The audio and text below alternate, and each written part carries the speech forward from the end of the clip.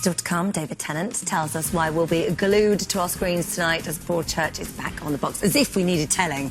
We'll be there. First, to celebrate that very drama, Sharon Marshall is in West Bay in Dorset, the home of Broadchurch, with the chance to win a massive competition prize worth over £75,000.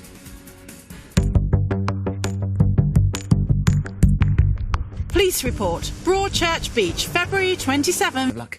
So he became a household name as Doctor Who. More recently, David Tennant has stopped fighting Daleks and preferred fighting crime as Detective Inspector Alec Hardy in Broadchurch. After 2 hugely successful series, the drama is heading into its third and sadly final instalment, with its beautiful coastal setting proving anything but a safe haven.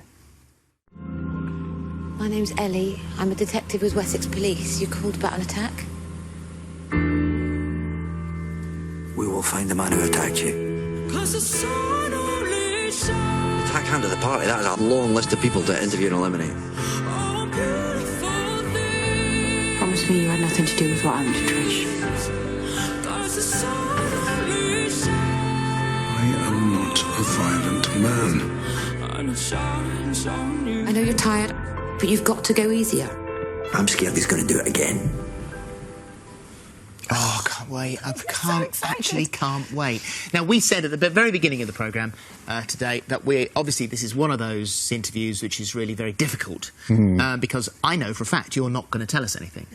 Well, not much, probably, because it's a thriller. You don't want to know We don't want to know. But the secrecy for you guys is intense, isn't it? It is, yeah, it is. We only get the scripts kind of as we film them, so we don't know where the story's going. So, from somebody playing a police officer, that's quite useful. Yeah. When you're doing these interrogation scenes, you have no idea who's lying to you and who's telling the truth. And did you all have separate passwords and different things? Endless passwords for this bit and a different password for the script amendments and the call sheet for the next day. I found it utterly impossible. I can't remember the passwords I've got for my normal life. Yeah. Give me more passwords. I know, you're so right, you're so right. So what can you tell us then? Where do we pick it up this time? 3 years later. Yeah. Oh, is it?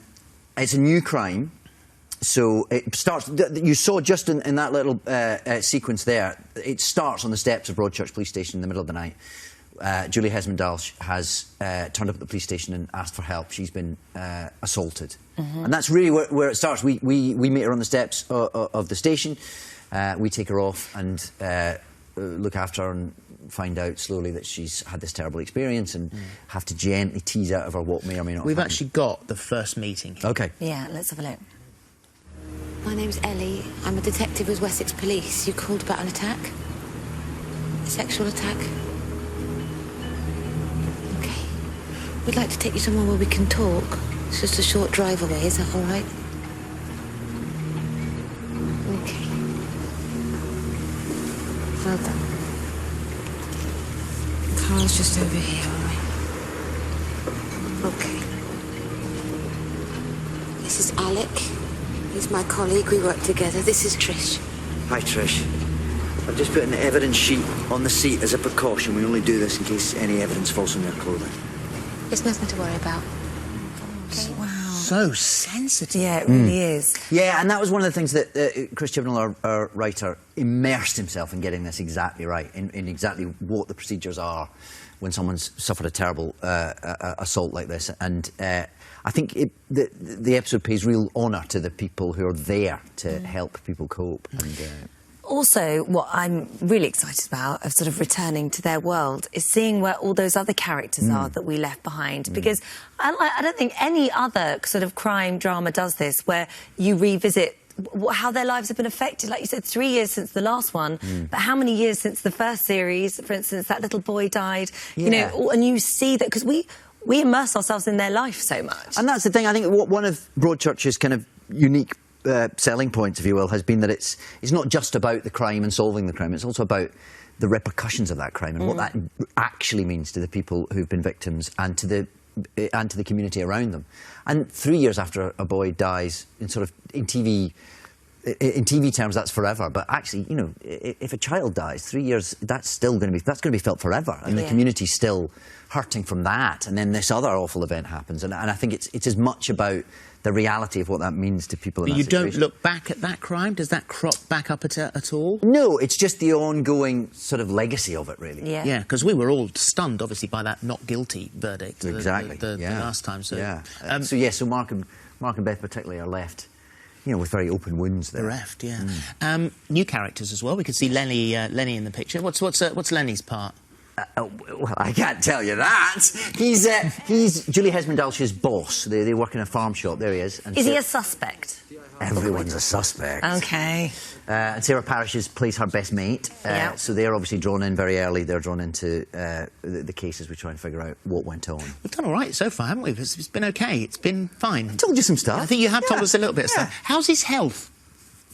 Well, it's not, you know, the ticker's ticking away, yeah, the pacemaker's working. But, I mean, you know, he's going to come, there's a stressful 8 weeks ahead of him, you'll have to see. Yeah. And this is it. This is really it. I mean, you're not just saying this is it and then you're going to come back for a Christmas special. This is it. No, this is it. Well, Chris Chibnall, our writer, our showrunner, he's off to go and run Doctor Who, which is some small programme they make in Cardiff. I don't know if you've heard of it. So, he's going to be kind of busy. He didn't try and tempt you back, did he? No, well, I don't think it works that way. I don't think you get a second chance. Don't you? So who? Can't anything happen now? They'll be looking for another one. So what would your dream Doctor? Who would your dream Doctor be? I am not even whispering. Can you imagine? I'm saying nothing. Lady Doctor? Anything is possible. Olivia Colman's been put in the mix. She has. I love the way you're just... You told us more about Broadchurch and you told us about Doctor Who. You know, you breathe half a sentence and it's a headline. I know, you're so right. What you can tell us about is your play, and you're a particularly nasty bloke in this one. He's a charmer. I'm playing Don Juan, Don Juan in Soho. It's a very modern take on Don Juan. So we're just approaching... Well, 2 weeks of rehearsals left, so just getting to the squeaky bum stage. He's an amoral hedonist. He is an amoral hedonist, but, you know, he's having a really nice time. Why should he do anything any differently? He's a man whose pursuit of pleasure is his guiding light in life. And where are you, and when are you? When can we see you? We're at Wyndham's Theatre in West End. 17th of March is the first performance. Yeah. And when's your movie out? Because you've got a new movie. We had a premiere last night in Glasgow. How did that go? Good? Yeah, it was good. It was great. It was nice to be back in Glasgow for a film. Was it nice? Mad to be Normal, isn't it? Mad to be Normal, about R.D. Laing, the 60s counterculture psychotherapist, Well, thank you for coming in. Broadchurch is tonight at 9.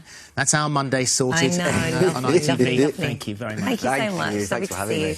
Right, still to come from...